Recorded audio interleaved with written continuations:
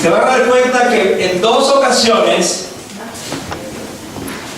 en este pasaje aparece la oración, la pregunta: mujer, ¿por qué lloras?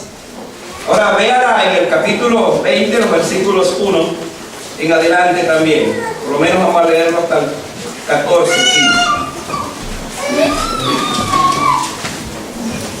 Voy a leer la palabra, usted la sigue allí. Dice: el primer día de la semana, María Magdalena fue de mañana, siendo aún oscuro, al sepulcro, y vio quitada la piedra del sepulcro. Entonces corrió y fue a Simón Pedro y al otro discípulo, aquel al que amaba a Jesús, y les dijo: se han llevado del sepulcro al Señor y no sabemos dónde le han puesto. Y salieron Pedro y el otro discípulo y fueron al sepulcro.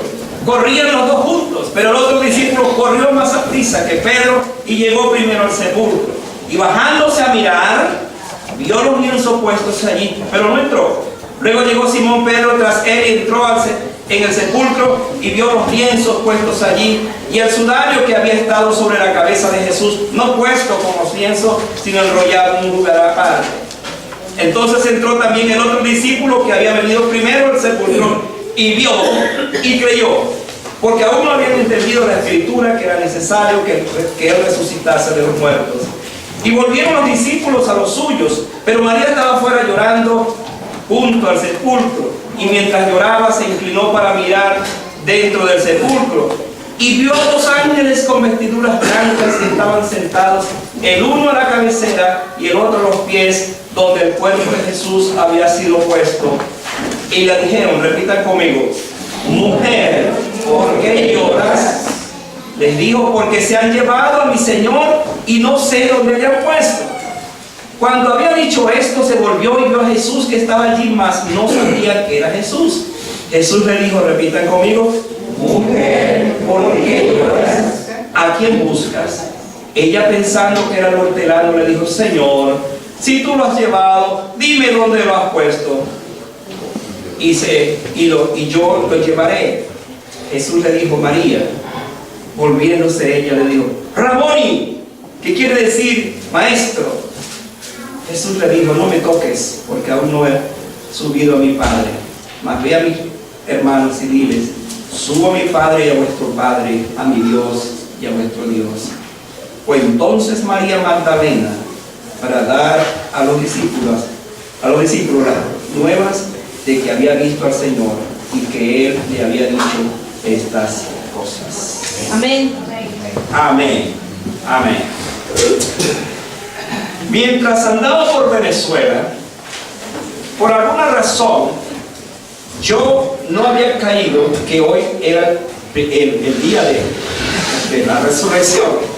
Así que le envié a la hermana que prepara el boletín otro tema y después me di cuenta y dije: pero ¿qué fue lo que pasó? Y dije: no puede ser, tengo que predicar un mensaje, por supuesto, que tiene que ver con la resurrección. Yo había leído este pasaje varias veces, tengo como 4 sermones sobre este pasaje, pero este mensaje que les traigo hoy es una primicia para ustedes. Mujer, ¿por qué lloras? Se repitió 2 veces, y esto tiene una gran importancia para nosotros en el día de hoy. Mujer, ¿por qué lloras? Hermanos, la muerte, eso es lo que produce lágrimas, dolor, tristeza. Pero la vida y la resurrección produce gozo y produce esperanza. Así es que vamos a pensar en esta idea. Jesucristo ha sido el único hombre que conocía con exactitud de qué muerte iba a morir. Es el único ser que sabía que iba a morir en una cruz. Usted y yo sabemos cómo vamos a morir, pero Cristo sabía cómo iba a morir. Pero también Cristo es el único hombre que sabía que al tercer día resucitaría. Por lo tanto, esa promesa aparece en toda la Escritura y aún mucho atrás, quiero decir en el Nuevo Testamento, pero también antes aparece también. Jesús era carpintero, fue carpintero, y cada vez que él preparaba seguramente la madera y tomaba los clavos, él sabía que un día iba a ser clavado en una cruz. Jesús conocía muy bien todas las cosas, creador del cielo y de la tierra, y cuando él veía una tumba, él sabía que un día iba a ir a ese lugar, pero también sabía que de allí iba a salir, de ese lugar. Hermano, la verdad de la resurrección de Cristo, lo dijo David mucho tiempo atrás, cuando hablando allá en el Salmo 16:10 dijo: no permitirás que el cuerpo quede allí en este lugar, en una tumba. No permitirás que tu santo vea corrupción. Me acuerdo de esto y traigo a colación que Jesucristo resucitó a Lázaro, porque dice que después de 4 días ya hería su cuerpo. Interesante que Jesús tuvo 3 días y antes que su cuerpo se descompusiera, resucitó de los muertos.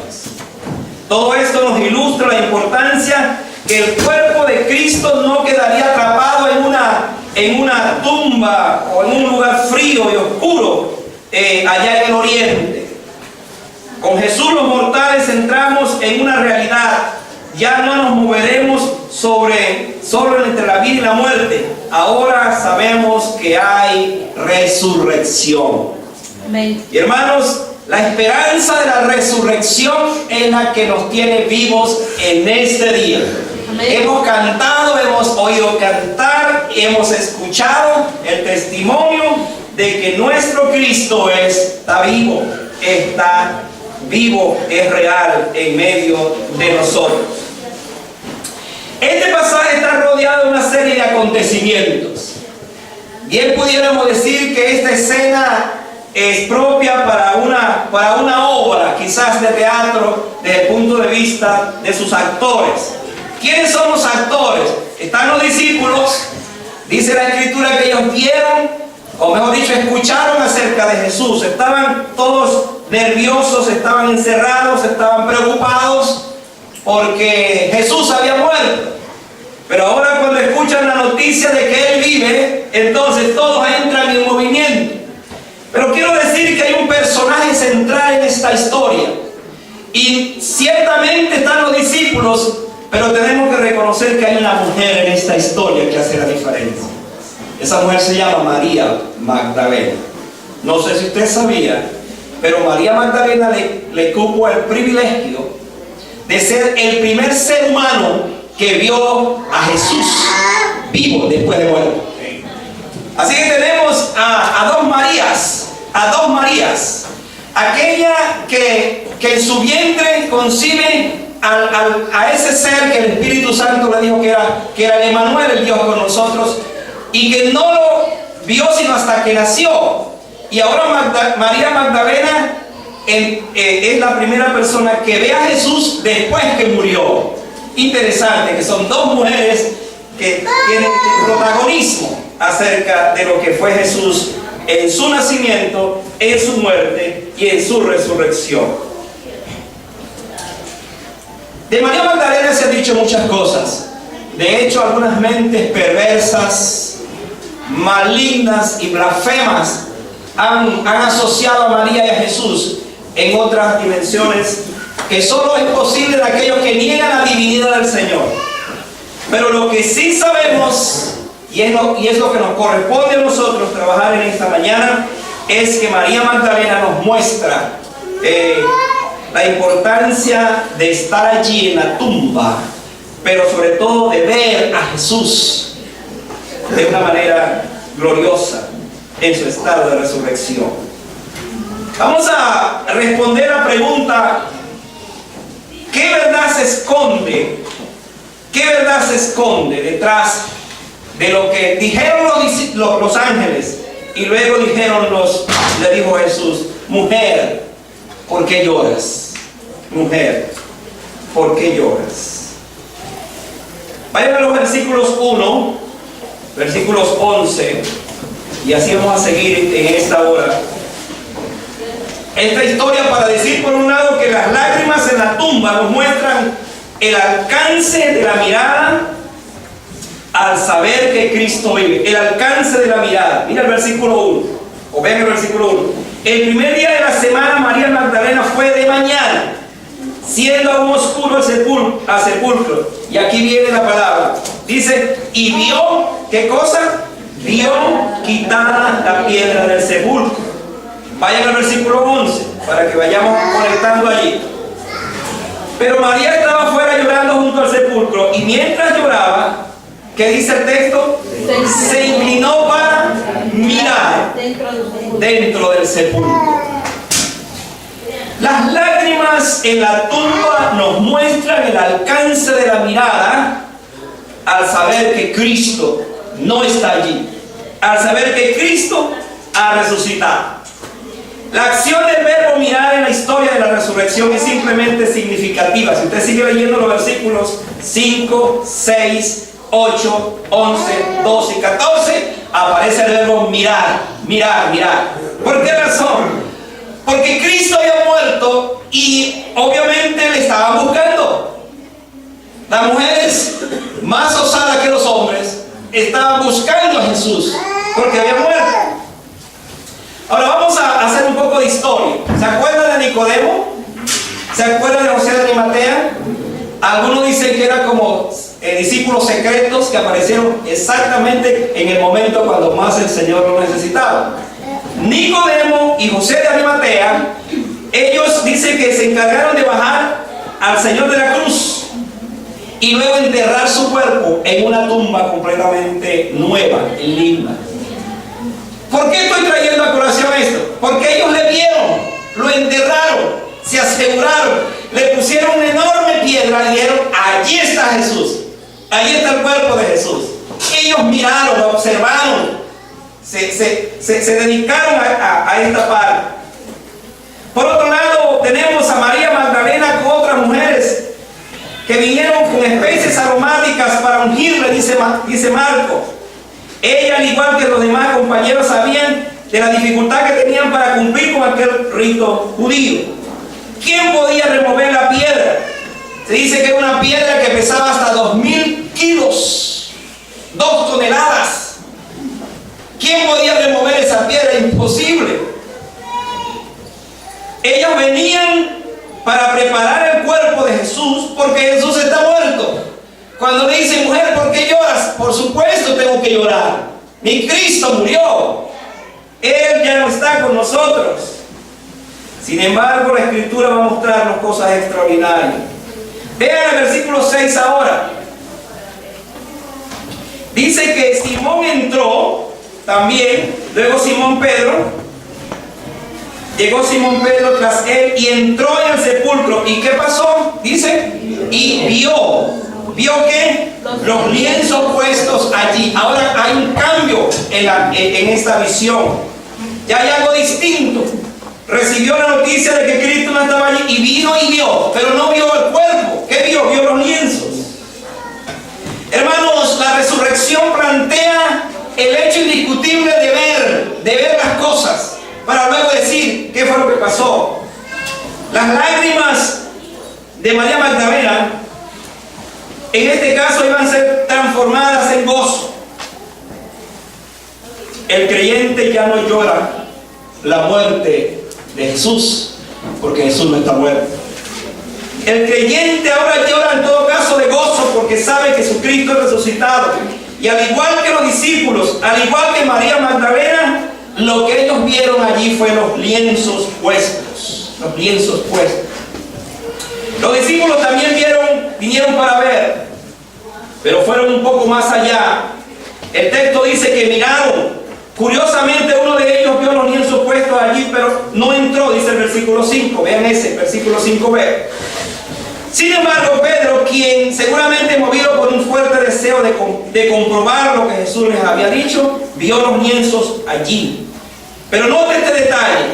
Y el sudario que había estado sobre la cabeza de Jesús, no puesto con los lienzos, sino enrollado en un lugar aparte. ¿Sabía usted que Juan es el único de los discípulos que narra este hecho? Aquí hay muchas cosas que decir al respecto, pero simplemente nos muestran lo cuidadoso que fue la resurrección de Jesús. ¿Se acuerdan cuando Jesús resucitó a Lázaro? Él vino en vuelo.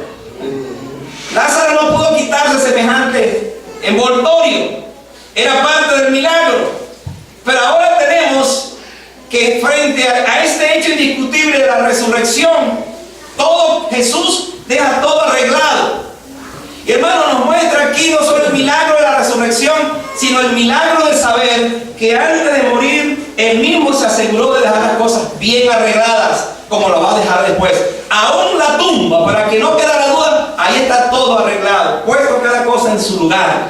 Para que cuando los discípulos y María Magdalena vieran ellos, se dieran cuenta de que en verdad Jesús no estaba allí. Había quedado todo completamente como estaba, allí muy arreglado. No vieron a Jesús muerto, sino a Jesús que ahora vive. Los discípulos vieron la tumba vacía, vieron la ropa vacía, todo estaba vacío. ¿Dónde está Jesús? La muerte no lo retuvo, porque fue el postrer enemigo que Él venció. Por eso Pablo va a decir más adelante: ¿dónde está, oh muerte, tu aguijón? ¿Dónde, oh sepulcro, tu victoria? Absorbida es la muerte en victoria. Amén. Y hermanos, es la esperanza que tenemos. Vea el versículo 8 ahora. Siga allí conmigo. Trabaje con su Biblia, porque hay varias cosas que vamos a ver aquí. El versículo 8 dice: entonces entró también el otro discípulo. ¿Quién es este otro discípulo? Obviamente Juan, que había venido primero al sepulcro y vio. Más adelante dice creyó, eso vamos a utilizar más después. Y creyó. Y esa es la gran verdad de la resurrección. Los discípulos supieron que el cuerpo de Cristo no fue robado. La tesis de que había sido robado estaba allí en el ambiente. La pregunta es: ¿qué ladrón tendría el tiempo primero para remover la piedra de aquel sepulcro? 2000 kilos era muy grande para hacer eso. Luego comenzar a quitar todo aquel lienzo con el que se envolvían los muertos y también el sudario, y poner cada cosa en su lugar. Hermano, no hay un ladrón que llegue a robar y que deje las cosas ordenadas. Imposible. El ladrón viene para matar, hurtar y destruir. Así dice el texto. Así es que es imposible pensar que el cuerpo de Jesús fue robado. Y esa fue la tesis que se dio durante ese tiempo. Mis amados hermanos, Cristo ha resucitado. Él era el único que podía hacer esto. Desde entonces hay una tumba abierta y una invitación para ver solo el lugar donde fue colocado Jesús, pero allí no está Él. Los hombres que hoy son protagonistas de las religiones tienen sus tumbas y sus seguidores van allí y allí saben que están enterrados, ahí están los huesos. Si los sacan, hay un ADN de ellos y con ellos van a comprobar que es Él, Mahoma u otros más, por ejemplo. Pero hermano, si usted va a la tumba de Jesús, no va a encontrar ningún ADN, porque allí no está Él. Simplemente Jesús se levantó de los muertos y ahora vive para siempre. La pregunta que hizo Jesús, el Jesús vivo a María Magdalena, sigue vigente. ¿Por qué lloras? Sí, ¿por qué lloras? Pues no hay razón para llorar, sino para llenarse de esperanza. Nosotros creemos en un Cristo vivo y victorioso. Escuchábamos a cantar aquí pues esa canción interesante, donde se nos habla de que ese Cristo vivo precisamente tiene que estar fuera desde el punto de vista del testimonio. Más adelante le preguntaban los ángeles: ¿por qué buscáis entre los muertos al que vive? Cristo no está aquí, Él ha resucitado de los muertos. Sí, ¿por qué lloras? Hermanos, el cristianismo no es la religión de un Dios muerto, sino de un Cristo vivo. El cristianismo es para nosotros el tema central. La resurrección es el tema central del cristianismo. Por lo tanto, nosotros no lloramos porque Cristo está muerto. En todo caso, nos gozamos porque Cristo está vivo. Es la esencia, es la razón de nuestra esperanza. Por otra parte, las lágrimas en la tumba se convierten en una gozosa carrera al saber que Cristo vive. Ahora bien, vamos a verlo de esta forma. Por un lado tenemos el verbo mirar o ver. Ahora tenemos otro verbo que es el verbo correr. ¿Cómo se ve eso? Mira lo que dice el versículo 2, hablando de hablando ya de esta parte. El versículo 2 dice: entonces corrió y fue a Simón Pedro. ¿Quién corrió? María Magdalena, y al otro discípulo, aquel a quien amaba Jesús, y le dijo: se han llevado del sepulcro el Señor y no sabemos dónde le han puesto. Hermanos, en los acontecimientos que rodean la resurrección no aparece el verbo caminar, aparece el verbo correr. Por razones obvias, hay mucha acción en esta parte. Era imposible que una noticia de esa magnitud se llevara caminando. María corre, todos van corriendo. Es por eso que en esta historia nadie está parado. Tiene que haber, hay movimiento. Al momento ella no sabía qué había pasado, pero corrió. Ella no podía callar la noticia. Los asustados discípulos tenían que saber lo que estaba pasando. Desde entonces los discípulos los veríamos corriendo para dar la noticia. Y esta es la verdad de la resurrección. Nosotros creemos, sabemos de un Cristo vivo, real y poderoso. Por lo tanto, la noticia la llevamos con prontitud. Es el hecho de saber que no podemos detenernos frente a una noticia tan cierta, tan real, como es el hecho de que Cristo ha resucitado. La gran noticia que Él había resucitado a los muertos lo convirtió en audaces y valientes.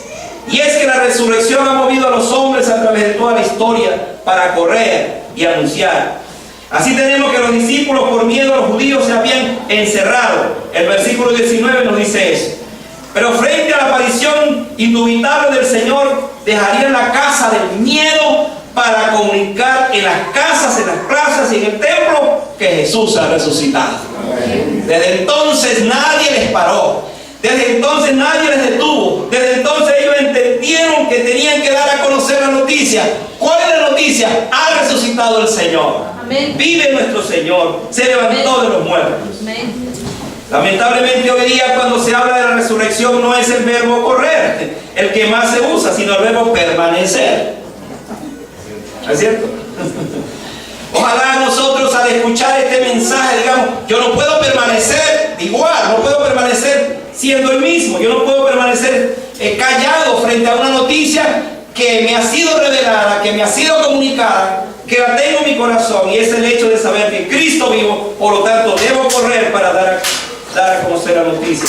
Ha resucitado el Señor, ha resucitado el Señor, ha resucitado el Señor. Esa es la noticia que hay que dar a conocer. Vean lo que dice el versículo 3. Otra vez, dice: y salieron Pedro y el otro discípulo. ¿Y qué dice? Fueron al sepulcro. Ahora vamos a ver esto. Dice el versículo 3: y salieron Pedro y el otro discípulo y fueron al sepulcro corriendo. Los discípulos corrieron. Y hermano, qué clase de carrera. Ya no sé, en este caso no sabemos si estaban preparados para la carrera, pero cuando escucharon la noticia, ellos simplemente corrieron. Corrían los dos juntos. La sensación de comprobar por sí mismo la noticia les mantuvo corriendo al mismo tiempo. Fue como una carrera de 100 metros. Imagínense a Pedro y a Juan corriendo. De repente Juan pasa a Pedro porque es más joven. Y uno puede imagínense si tenía ya 60 años, cómo podía correr. Es difícil correr a los 60 años. Alguien dijo que uno puede correr por ahí hasta los 40 y tantos. Después camina hasta los 59. Pero cuando llega a 60, 60. Entonces, no sabemos hasta dónde Pedro estaba en esa condición, pero dice que corrían juntos. ¿Por qué corrían juntos? Porque hay una noticia, hermano. La noticia es que Cristo vive. No podía quedarse sentado, ¿verdad? Simplemente había que correr. Imagínense los dos corriendo. De repente dice la historia que Juan lo pasó y entró. Y después viene el pobre Pedro, quizás bien cansado, casi desmayado, pero dice que entró y pasó más adelante. Juan se quedó al principio. Mira el texto. Dice el versículo: corrió más deprisa, llegó primero, el versículo 4. Pero luego dice que Pedro entonces entró y vio. ¿Qué fue lo que vio? Todo aquel escenario. Vio los lienzos, vio todo ordenado. Hermanos, las lágrimas del sepulcro que evidenciaban impotencia y debilidad se secaron y dieron cabida a un nuevo sentimiento de vitalidad para que los hombres ahora corran por todas partes y anuncien que Cristo va a ser la única esperanza de la salvación.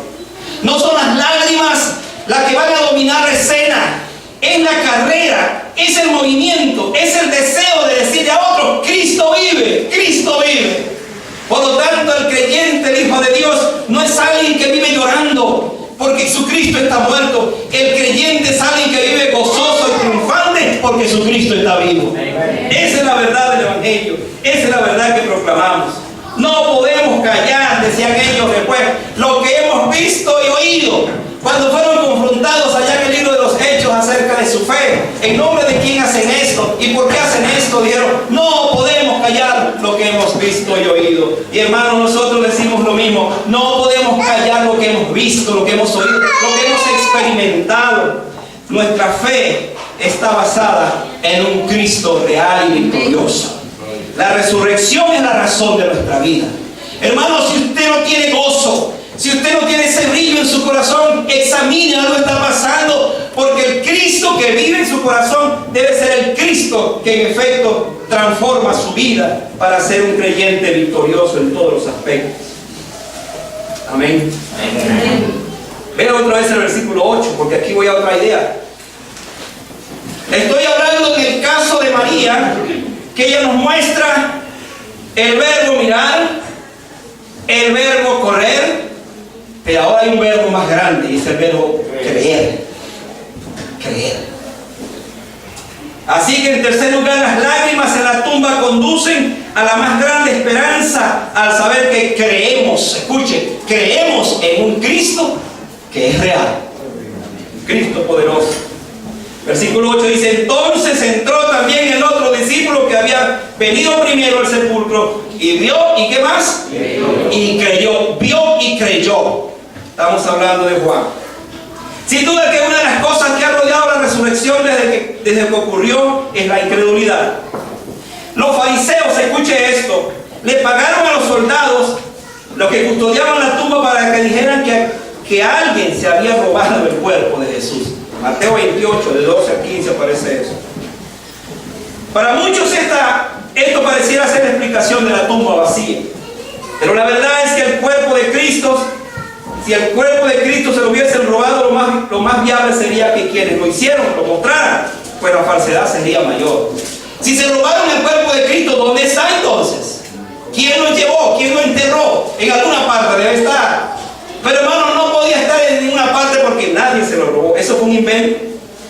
Para otros, dice que lo que sucedió fue una alucinación, un éxtasis, un sueño, o que vieron algún fantasma.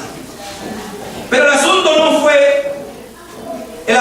fue, mejor dicho, que dice la Escritura, y Pablo nos dice eso, que él apareció durante 40 días, escucha esto, durante 40 días con pruebas indubitables. Se le apareció a más de 500 personas. ¿Usted se ha preguntado por qué la Biblia dice que Cristo se apareció durante 40 días después de muerto? Para comprobar, para dar por sentado de que en efecto la resurrección de Él es un hecho indubitable, es un hecho real. Así que es difícil pensar que Jesucristo fue robado o fue puesto en otro lugar. El asunto es que los hombres a través de la historia han tratado de negar lo que jamás puede ser negado. Por más que hayan querido negar este hecho, todo le conduce a lo que Juan vio, una tumba vacía, y por eso él creyó. Pero creyó también María. La pregunta es: ¿por qué lloras? Vean el versículo 15 ahora. En el versículo 15 hay algo interesante. Jesús le dijo: mujer, ¿por qué lloras? ¿A quién buscas? Ella, pensando que era el hortelano, o sea, el hombre que trabajaba allí en el huerto, le dijo: Señor, si tú no te lo has llevado, dime dónde lo has puesto y yo lo llevaré. Ahora, ve este cuadro de esta mujer, ve esta condición. Ella está llorando inconsolable. Las lágrimas de María parecían justificadas. Sus pensamientos estaban ofuscados. La verdad era esta: Jesús había muerto. tenía que llorar. La posibilidad de un robo estaba en el ambiente. Ella también pensó eso. ¿Dónde lo llevaste si fuiste tú? ¿Qué ha pasado? La comparación del hortelano con Jesús formaba parte de la incredulidad que Cristo estuviera vivo después que había muerto en la cruz. Pero María Magdalena no fue la única que no creía. Fíjese que los discípulos que caminaban rumbo a Emaús, allá en esa historia de Lucas 24, hablaban de una historia pasada, de todo lo que Jesús hizo, pero no creían lo que se decía acerca de su resurrección. Tuvo que Jesús venir en medio de ellos y comenzar entonces a platicar con ellos. Y cuando llegaron a un punto final, dice la historia de Lucas narrando esa preciosa historia, y ellos dicen: ¿no ardía nuestro corazón cuando Él nos hablaba? Cuando Él se descubrió ante ellos, ¿no ardía nuestro corazón? Y le dio dardos de corazón para creer lo que las Escrituras dicen acerca de esto. Cuando estos discípulos fueron a los 11 que estaban encerrados, llenos de temor, y le dijeron la noticia, dice, ni aún ellos creyeron, no creían la noticia, no creían que el Cristo había resucitado. Tomás, el célebre discípulo que a través de los tiempos se ha acuñado ese eslogan: ver para creer. En Dios, si no viere, si no tocare, si no metiere mis dedos, no creeré. Jesús se le apareció y dijo: Tomás, mete tu dedo o tu mano a mi costado y mira que soy yo. Mis amados hermanos, la tumba está vacía. El cuerpo de Cristo no aparece. Pero María Magdalena ahora lo vio.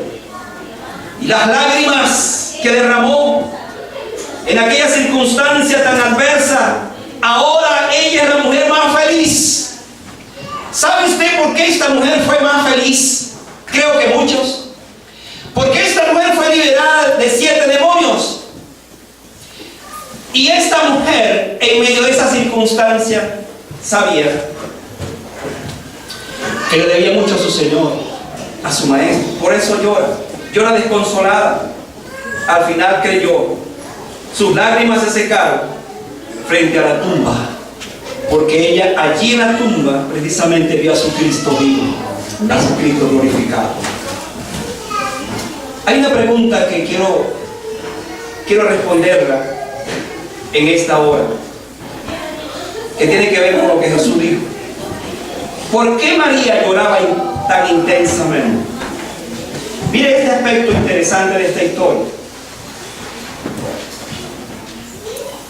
Ella, con sus demás mujeres, había traído los ingredientes para darle una sepultura digna a su Maestro.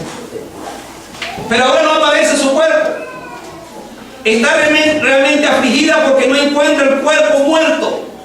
Está llorando porque no encuentra el cadáver de Jesús. Está llorando. ¿Qué le hace pensar a usted que no actuaría de la misma forma? Usted y yo, por supuesto, lloraríamos también. La muerte es lo único que produce nuestras lágrimas. Cuando un ser muere, usted no está feliz. Las lágrimas tienen que surgir. Solo la vida produce gozo. De esta manera María, cuando escuchó la voz de su Maestro, que un día ordenó a los demonios salir de ella, ahora la escucha otra vez. Vea este detalle curioso de la Biblia. Jesús le dice mujer y ella no reacciona. Pero cuando le dice María, entonces ella se sorprende y dice: Raboni, Maestro. Pero aquí hay un detalle curiosísimo en esta historia, con la cual quiero cerrar mi mensaje en esta hora. Jesús le dice: no me toques, porque todavía no he subido al Padre. Ahora escuchen con mucha atención esta parte. Es un texto difícil de explicar, pero a la vez simple de entender. Cuando Jesús le dice a María: no me toques, es porque en ese momento María dice: te hallé otra vez, te tengo otra vez, no te vas ahora, te quedas para siempre, seguirás con nosotros para siempre. Jesús le dice: no me toques, ahora yo no solo te pertenezco a ti y a los discípulos, voy al Padre, voy a recibir del Padre lo que Él ha prometido. Voy a recibir del Padre la corona. Voy a recibir del Padre el hecho indiscutible que voy a ser por mi obediencia lo que Dios tiene preparado para darme. Y ahora no soy solo de la tierra, soy el Dios universal. Y amados hermanos, este principio de la palabra de Dios nos dice a nosotros, por encima de todas las cosas, que ahora nuestro Cristo también nos pertenece. No solamente le pertenece a María, pero también nos pertenece a nosotros por la resurrección. Ahora sabemos que no solamente Él se quedó allí en el escenario geográfico, sino que por su resurrección es el Dios universal. Él está con nosotros hoy porque resucitó. Él está con nosotros aquí porque ya no está en la tumba. Cuando María dijo, Raboni, maestro, pudo verlo, quiso retenerlo, pero Jesús le dijo, ya yo pertenezco a una dimensión universal. La resurrección de Cristo, mis amados hermanos, se constituye para nosotros en la más grande esperanza de la vida eterna. Nosotros hoy nos reunimos porque creemos que Cristo ha resucitado. La pregunta que le hizo Jesús a María, mujer, ¿por qué lloras?, es la pregunta que se hace en cada corazón también en el día de hoy. ¿Por qué lloras? Quizás nosotros tenemos razones para llorar. Muchas veces estamos frustrados, muchas veces estamos con tremendas preocupaciones, situaciones que escapan a nuestras vidas, y Jesús se acerca y nos dice, ¿por qué lloras? Y la respuesta es, yo estoy vivo, soy real, soy la respuesta a esa condición de tu vida. Yo no estoy muerto, yo me he levantado de la tumba para ser tu Salvador, tu Señor, y para honrarte en cada circunstancia que te toca pasar. ¿Por qué lloras? Es la pregunta. Hoy nosotros, si esa pregunta viniera a nuestros corazones por alguna circunstancia que estemos pasando, el Señor nos dice, aquí estoy, y te llama por tu nombre, lo vas a escuchar. Y esa voz que vas a escuchar es la misma voz que un día te liberó, te sacó de la esclavitud, te hizo su hijo, para que hoy día seas también un hijo del Señor y tengas en Él la salvación eterna.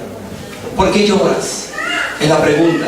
Hoy no hay razón para llorar, hoy hay razón para vivir en victoria. El cristiano no nació para llorar, y si tiene que llorar, sus lágrimas serán de gozo, serán de esperanza y serán de victoria.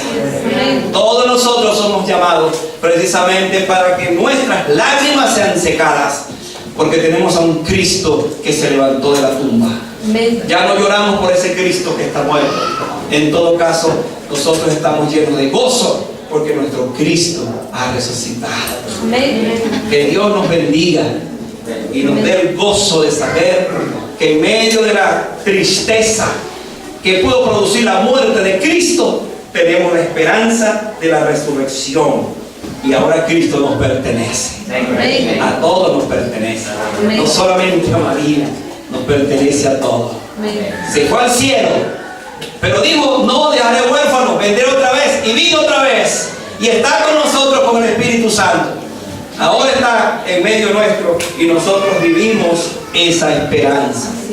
Que en este día nos levantemos y digamos, no hay razón para llorar, hay razón para vivir contento, hay razón para vivir victorioso, porque la resurrección de Cristo es mi victoria también. Y un día, cuando muera, yo también resucitaré para estar con el Señor. ¿Qué dice luego Pablo? Si Cristo no resucitó, vana nuestra fe, vana nuestra esperanza. Pero porque Cristo resucitó, entonces nosotros triunfaremos hoy y triunfaremos mañana. Amén. Que Dios nos bendiga y nos dé la gracia de vivir la resurrección de Cristo. No hoy, pero sí todos los días, porque esa es la victoria que tenemos. Amén. Vamos a estar de pie.